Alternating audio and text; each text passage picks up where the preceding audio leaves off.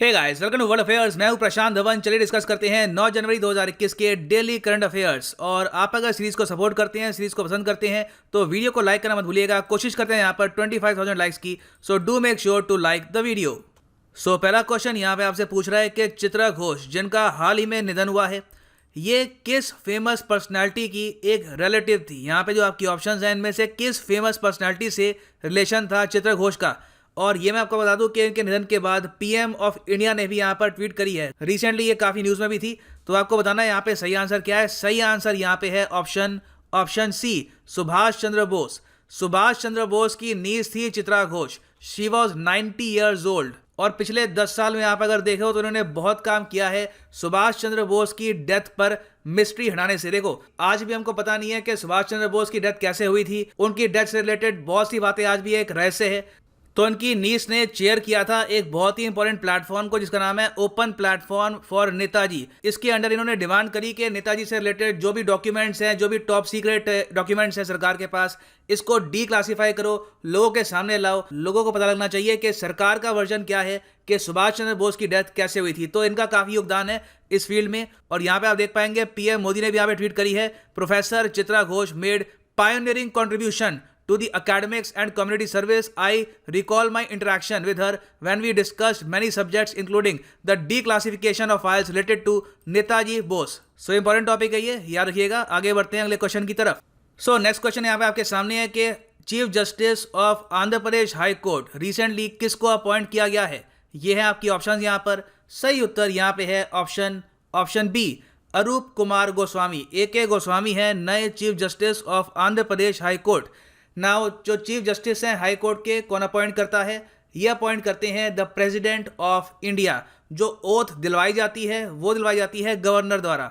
Governor कौन है आंध्र प्रदेश के? ये हैं बिश्वाभूषण हरिचंदन। और यहाँ पे आप देख पाओगे ये इनकी फोटो है यहाँ पर। अच्छा, ए गोस्वामी जी इससे पहले चीफ जस्टिस रह चुके हैं सिक्किम हाई कोर्ट के भी। ऑलराइट, सो आगे बढ़ते हैं अगले प्रश्न की तरफ। यहाँ पे आपको बताना है कि कोलकाता इंटरनेशनल फिल्म फेस्टिवल, जिसको हाल ही में इनॉग्रेट किया गया पश्चिम बंगाल की चीफ मिनिस्टर द्वारा, इस साल 2021 में हम इसका कौन सा एडिशन सेलिब्रेट करेंगे? 24th एडिशन, 25th, 26th या फिर 27th? सही उत्तर यहाँ पे है ऑप्शन सी, 26। जी हाँ, 26 एडिशन है ये कोलकाता इंटरनेशनल फिल्म फेस्टिवल का।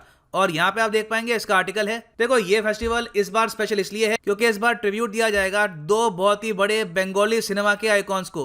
एक तो सत्यजीत रे, जिनकी बर्थ सेंटिनरी है, मतलब के 100th birth anniversary of the great film maker. उसके अलावा एक बंगाली एक्टर थी सौमित्रा चटर्जी। हाल ही में कोविड-19 कॉम्प्लिकेशंस की वजह से इनका निधन हो गया, तो इनको भी यहाँ पे ट्रिब्यूट दिया जाएगा। और जो कोलकाता इंटरनेशनल फिल्म फेस्टिवल है, ये ओवरऑल इंडिया का 3rd oldest international film festival है। और इस बार यहाँ पे स्क्रीन की जाएंगी 131 फिल्म्स। सो आगे बढ़ते हैं नेक्स्ट क्वेश्चन की तरफ। ये क्वेश्चन बहुत ही अच्छा है। यहाँ पे आपसे पूछा जा रहा है कि किस स्टेट के चीफ मिनिस्टर ने हाल ही में फ्लैग ऑफ किया है कृषि संजीवनी व्हीकल्स को। बहुत ही अच्छा एक इनिशिएटिव है और ये लॉन्च किया है ऑप्शन ए, कर्नाटका के चीफ मिनिस्टर येडियुरप्पा ने। देखो, यहाँ पे आपको समझना होगा ये जो कृषि संजीवनी व्हीकल्स हैं ये है क्या। अब तक क्या था कि अगर मान लो एक किसान है, उसको अपनी सॉइल की जांच करानी है, उसको पता कराना है कि उसकी ज़मीन के लिए बेस्ट क्रॉप्स कौन सी होंगी, तो उसको जाना होता रहा किसी लैब के पास। मगर अब क्या होगा कि ये लैब्स आएंगी सीधा किसानों के पास। ये जो गाड़ी है ना, ये टाइप की मिनी लैब है। यहाँ पे आप देखोगे कर्नाटका के चीफ मिनिस्टर है, और यहाँ पे आप देखोगे ये गाड़ी का इनसाइड का पार्ट है। यहाँ पर टेस्टिंग इक्विपमेंट है, बहुत सारा जनरेटर है। इससे देखो किसानों को बहुत फायदा होगा। एक तरीके से साइंस उनके विलेजेस में बहुत ही इजीली एक्सेसिबल हो जाएगी। और ये करना काफी इंपॉर्टेंट भी है क्योंकि एग्रीकल्चर एक बहुत ही इंपॉर्टेंट पार्ट है कर्नाटका की इकोनॉमी का। कर्नाटका लार्जेस्ट प्रोड्यूसर है coffee, raw silk, sandalwood, sunflower, tomato, और सेकंड लार्जेस्ट प्रोड्यूसर है ग्रेप्स का, अनार का, ऑनियंस का। तो ये काफी अच्छा स्टेप है। होपफुली ये एक सक्सेस साबित होगा और इन द फ्यूचर और भी स्टेट्स इसको कॉपी करेंगी। सो आगे बढ़ते हैं अगले क्वेश्चन की तरफ। यहाँ पे आपको बताना है कि सुधांशु धूलिया साहब को हाल ही में अपॉइंट किया गया है चीफ जस्टिस किस हाई कोर्ट का। हाल ही में बहुत सारे हाई कोर्ट्स की अपॉइंटमेंट हुई है, तो इसके बारे में आपको बताना चाहिए। सही आंसर यहाँ पे है option B, Guwahati high court का। तो Guwahati high court of course आपको मिलेगा आसाम में। और यहाँ पे आप देखेंगे union law minister has notified the appointment of justice Sudhanshu Dhulia. अब देखो, अपॉइंट करते तो प्रेसिडेंट ऑफ इंडिया है, मगर जो अपॉइंटमेंट नोटिफाई करनी होती है ये होती है फ्रॉम यूनियन लॉ मिनिस्ट्री। और भारत के लॉ मिनिस्टर कौन है? भारत के लॉ मिनिस्टर हैं श्री रविशंकर प्रसाद। और प्रेसिडेंट ऑफ इंडिया भारत के संविधान के किस आर्टिकल के अंडर जो जजेस होते हैं हाई कोर्ट के, इनको अपॉइंट करते हैं? देखो ये किया जाता है आर्टिकल 217 के अंडर, क्लॉज 1 ऑफ आर्टिकल 217। यहाँ पे लिखा है कि एवरी जज of A high court shall be appointed by the president of India. Of course ये किया जाता है after the consultation of chief justice of India. और ये किया जाता है भारत के चीफ जस्टिस से कंसल्टेशन के बाद, सलाह मशवरा करने के बाद। और भारत के चीफ जस्टिस आज के समय कौन है? ये हैं जस्टिस शरद अरविंद बोबडे। सो आगे बढ़ते हैं अगले क्वेश्चन की तरफ। देखो ये तो मैं कहूंगा बहुत ही इंपॉर्टेंट क्वेश्चन है। भारत आपको पता होगा कि यूएन सिक्योरिटी काउंसिल में अब बन चुका है एक नॉन परमानेंट मेंबर 2 साल के लिए। यूएन सिक्योरिटी काउंसिल में 5 तो होते हैं परमानेंट और 10 होते हैं टेम्परेरी मेंबर। तो सिंस इंडिया है अब एक टेम्परेरी मेंबर, इंडिया को यहाँ पे काम ये दिया है कि इंडिया चेयर करेगा 3 बहुत ही important committee UN security council के अंडर। जी हाँ, यूएन सिक्योरिटी काउंसिल ऐसा नहीं है कि बस वोटिंग करते हैं, इसके अंडर बहुत सारी कमेटीज बनी हुई हैं, बहुत से इश्यूज को लेकर ये सुझाव देती है यूएन सिक्योरिटी काउंसिल पर। इन्हीं से बनते हैं रेजोल्यूशन जो बाद में पास होते हैं। तो एक कमेटी का हेड बनाया जाना एक बहुत बड़ी बात होती है। तो इंडिया को बनाया गया है 3 कमेटी का हेड। सवाल आपसे ये पूछ रहा है कि इन ऑप्शंस में से वो कौन सी कमेटी है जिसका हेड इंडिया को नहीं बनाया गया? सही उत्तर है ऑप्शन डी। तो मतलब कि बाकी जो यहाँ पर कमेटीज हैं, तालिबान सैंक्शंस कमेटी, इसको चेयर करेगा इंडिया। काउंटर टेररिज्म कमेटी, इसको चेयर करेगा इंडिया। लीबिया सैंक्शंस कमेटी, इसको भी चेयर करेगा इंडिया। तो भारत का जो प्रभाव है अंतर्राष्ट्रीय कूटनीति में ये काफी बढ़ेगा इस स्टेप से। और एग्जाम पर्सपेक्टिव से ये भी जान लो कि भारत ने एक एम्बेसडर अपॉइंट कर रखे हैं यूएन के लिए। यह है permanent representative of India to United Nations. इनका नाम है श्री TS त्रिमूर्ति। और यहाँ पे आप देख पाएंगे प्रसार भारती की ट्वीट भी है, इंडिया विल बी चेयरिंग 3 की important committees eight UN security council, Taliban sanctions committee, counter terrorism और लीबिया सैंक्शंस कमेटी। सो आगे बढ़ते हैं। अगला प्रश्न आपसे यह पूछ रहा है कि इजराइल की जो तेल अवीव यूनिवर्सिटी है, बाय द वे तेल अवीव यूनिवर्सिटी है इजराइल की सबसे बड़ी यूनिवर्सिटी, इसने हाल ही में साइन किया है एक MOU रिसर्च करने के लिए क्वांटम कंप्यूटिंग में।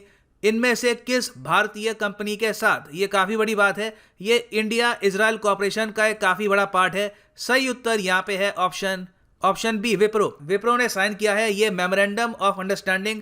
और इसके अंडर तेल अवीव, देखो तेल अवीव इंडिया के हिसाब से है इजराइल की राजधानी, मगर इजराइल और बाकी कई और देश हैं, इवन USA, वो सब मानते हैं कि जेरूसलम है इजराइल की राजधानी। तो ये बात बस याद रख लेना कि एज इंडियंस हम कहेंगे गवर्नमेंट पॉलिसी है कि तेल अवीव है इजराइल की कैपिटल। और यहाँ पे आप देख पाएंगे जो इजराइल के डिप्लोमेट है टू इंडिया, एम्बेसडर नहीं डिप्लोमेट है टू इंडिया, जोनाथन जाडका, ये कह रहे हैं congratulations on expanding collaboration between Wipro and तेल अवीव यूनिवर्सिटी। और क्वांटम कंप्यूटिंग में रिसर्च के जरिए कोशिश ये की जाएगी कि सबसे बेहतरीन सुपर कंप्यूटर इंडिया और इजराइल मिलकर बना पाएं।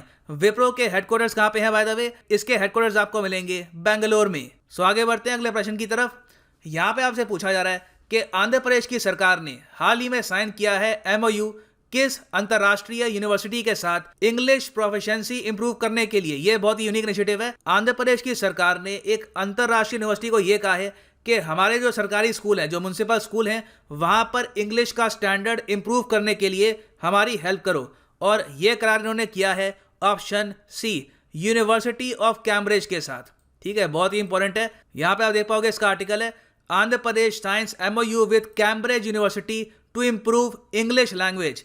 तो इसमें क्या है कि जो सरकारी स्कूल है यहाँ पे आंध्र प्रदेश में, म्युनिसिपल स्कूल, वहाँ पे जो बच्चे हैं, जो टीचर्स हैं, उनको ये प्रॉपर तरीके से इंग्लिश सिखाएंगे। और कोशिश इनकी यहाँ पर यह है कि इंग्लिश लैंग्वेज में प्रोफिशिएंसी इससे इंप्रूव होगी। और क्या इसमें कुछ खर्चा होगा? नहीं, ये एब्सोल्युटली फ्री है। ये कैम्ब्रिज यूनिवर्सिटी करेगा CSR स्कीम के अंडर, मतलब कि कॉर्पोरेट सोशल रिस्पॉन्सिबिलिटी स्कीम के अंडर।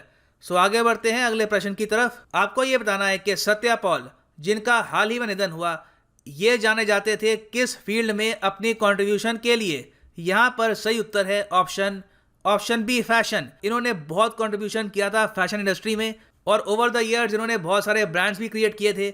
इनका निधन हुआ है एट द एज ऑफ 78। और यहाँ पे आप देख पाएंगे ये है इनकी फोटो, याद रखिएगा, Satya Paul, contribution in fashion industry. अगला सवाल ये है कि हाल ही में कौन बनी है पहली महिला chief justice of Telangana high court? ठीक है, तेलंगाना हाई कोर्ट की पहली वुमन चीफ जस्टिस? सही उत्तर यहाँ पे है option A, justice Hima Kohli.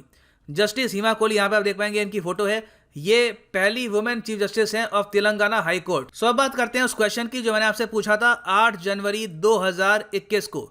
मैंने आपसे पूछा था कि इनमें से किसको गांधी जी ने कहा था कि ये है मेरे पॉलिटिकल गुरु, मैंने इनसे सीखा है। सही उत्तर यहाँ पे है ऑप्शन डी, गोपाल कृष्ण गोखले। और इसका एक बहुत ही अच्छा यहाँ पे आंसर दिया है सागर साहू ने, 3500 लाइक्स। और इन्होंने अपने आंसर में प्रॉपर्ली बताया है कि गोपाल कृष्ण गोखले का क्या कंट्रीब्यूशन था। और गांधी जी ने एक किताब भी लिखी थी उन पर, गोखले माय पॉलिटिकल गुरु। और बाल गंगाधर तिलक जी ने यह भी कहा था गोखले साहब के बारे में कि ये हैं diamond of India. Great question, great contribution by everyone. So अब बात करते हैं आज के क्वेश्चन के बारे में। आज का जो सवाल है यहाँ पे आपसे पूछा जा रहा है, यह सवाल बाय द वे आया था RRB NTPC 2016 के एग्जाम में। आपको बस यहाँ पे ये बताना है कि हुमायूं का मकबरा, मुगल एम्परर हुमायूं का मकबरा आपको कहाँ पर मिलेगा? काबुल, दिल्ली, शाहदराबाद या फिर खुलदाबाद? नीचे लिखो कमेंट सेक्शन में इसका सही उत्तर। और आपको अगर किसी का आंसर पसंद आता है, इन्फॉर्मेटिव लगता है, तो उसके आंसर को लाइक करना मत भूलिएगा, अप्रिशिएट देयर आंसर। और साथ ही साथ do make sure to like the video as well. इससे काफी एनकरेजमेंट मिलती है to keep the series going. So ये है अंत इस वीडियो का। Thank you for listening and as always God bless you all.